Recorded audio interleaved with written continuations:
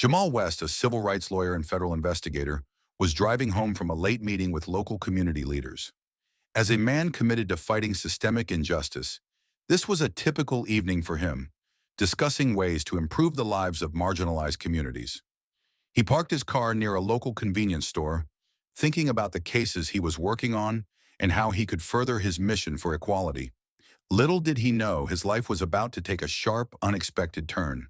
As Jamal stepped out of his car, he noticed two police officers, Riley and Jenkins, eyeing him suspiciously from their patrol car. They had received a vague call about suspicious activity in the area, and upon seeing Jamal, a black man, exit his car, they immediately assumed he was their suspect. Without hesitation, the officers got out of their vehicle and approached him. Jamal, who had dealt with countless cases of racial profiling, immediately felt a familiar sense of tension in the air. "Is there a problem, officers?" Jamal asked, keeping his tone calm and measured. "We got a report about some suspicious activity around here." "Show us your ID," Officer Riley said sternly. Jamal, knowing full well the rights he had as a citizen and a lawyer, reached for his wallet without hesitation. "Here's my ID. I'm a lawyer, and you've got the wrong guy," he said, handing it over. But before he could fully explain himself, things escalated. Officer Jenkins pushed him roughly against the hood of his car and demanded that Jamal put his hands where they could see them. Surprised but not shocked, Jamal complied. This wasn't the first time he'd seen the abuses of power firsthand, but experiencing it himself was a different kind of violation. "Listen, I'm trying to cooperate. There's no need for this," Jamal insisted, still keeping his voice steady despite the building frustration. "Yeah, sure. We hear that all the time," Jenkins muttered dismissively as he cuffed Jamal without cause. Jamal's rights were being violated in front of him, and despite his calm demeanor, his attempts to clarify who he was fell on deaf ears. The officers were not interested in hearing his story. To them, he was just another black man in the wrong place at the wrong time. They roughly pushed him into the back of their squad car, treating him as though he were a hardened criminal. Jamal, frustrated but determined to remain composed, could only think of the countless other innocent men and women who had been through similar situations without the ability to fight back. As they drove him to the station, Jamal sat in silence, contemplating the irony of the situation. Here he was, a civil rights lawyer and federal investigator, a man who fought for justice every day, now sitting handcuffed in the back of a police car, wrongfully accused. He wondered how things could have gone so wrong so quickly, but he knew this was not an isolated incident. Racial profiling was a systemic problem, one he had dedicated his life to combating, and now he was living through the very injustice he sought to dismantle. News of Jamal West's arrest spread like wildfire through the community. Jamal was not just another name, he was a highly respected figure in the fight for civil rights, someone who had been at the forefront of numerous legal battles to ensure justice for the voiceless. Within hours of his arrest, word reached local community leaders and activists, who immediately mobilized in support of Jamal. Soon, a crowd began to gather outside the police station, demanding answers and Jamal's release. "Justice for Jamal," they chanted, holding up signs that read, "Racial profiling must end," and "We stand with Jamal." The atmosphere was charged with anger and frustration. People knew that this wasn't just a mistake. This was racial profiling at its worst. Jamal, a man who had helped so many fight against exactly this kind of injustice, was now himself a victim of the very system he had spent years trying to reform. Local news outlets quickly picked up the story, and within hours the public outrage grew even stronger. Community members voiced their concerns on social media, calling out the police department for its blatant misuse of authority. They demanded answers, and they demanded them quickly. The protests grew louder, with more and more people joining in, their voices unified in a call for justice. Inside the police station, Jamal was being processed like any other suspect. His fingerprints were taken, and he was put in a holding cell while the officers tried to figure out what to do next. To them, he was just another arrest, another man they believed was up to no good. But they were about to get a rude awakening.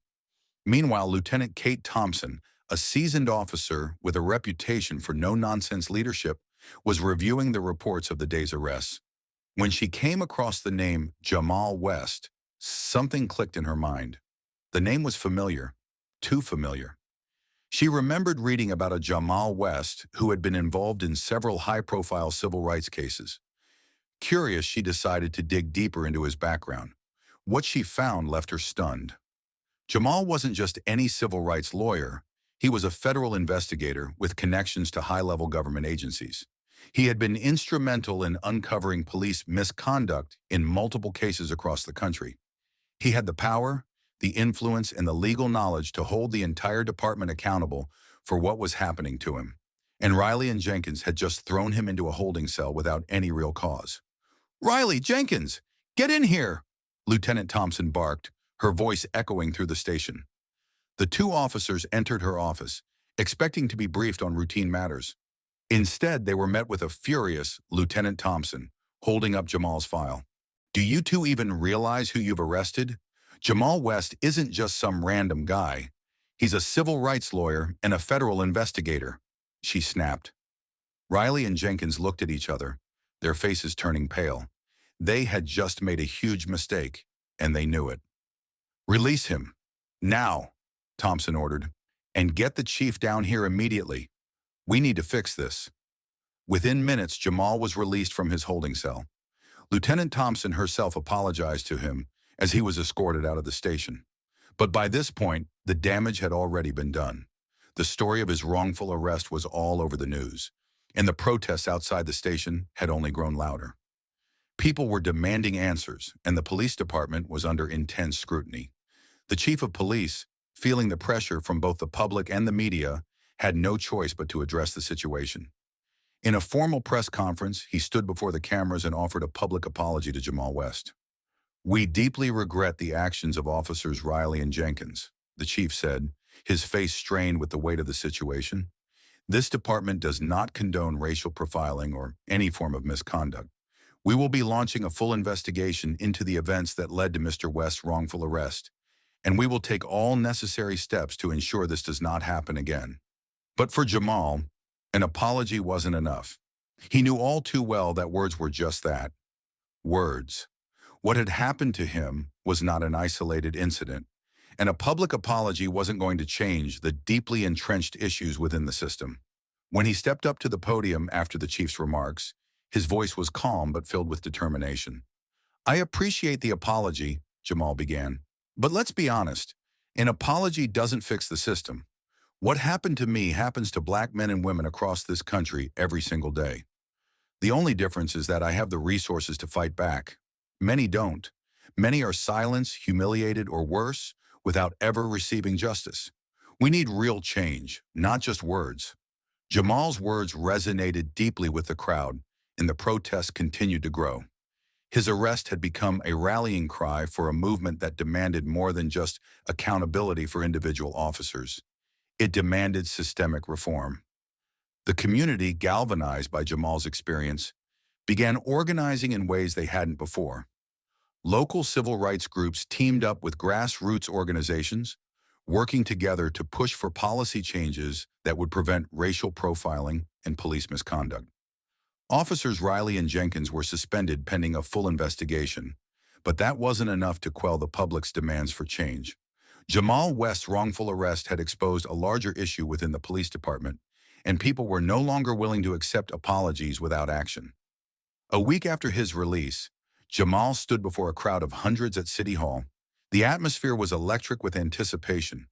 People had come from all over to hear what Jamal had to say, knowing that his words could set the tone for the movement that was now sweeping the city. "What happened to me was not unique," Jamal began, his voice carrying over the crowd. "It happens to black men and women across this country every day. But here's the difference. I had the power and the privilege to fight back. Many don't. That's why we're here today. We're not just fighting for justice for me. We're fighting for justice for all of us." The crowd erupted in applause, and as Jamal continued his speech, he laid out a plan for action. He called for mandatory racial sensitivity training for all officers, the implementation of body cameras, and community policing initiatives that would rebuild trust between law enforcement and the communities they served.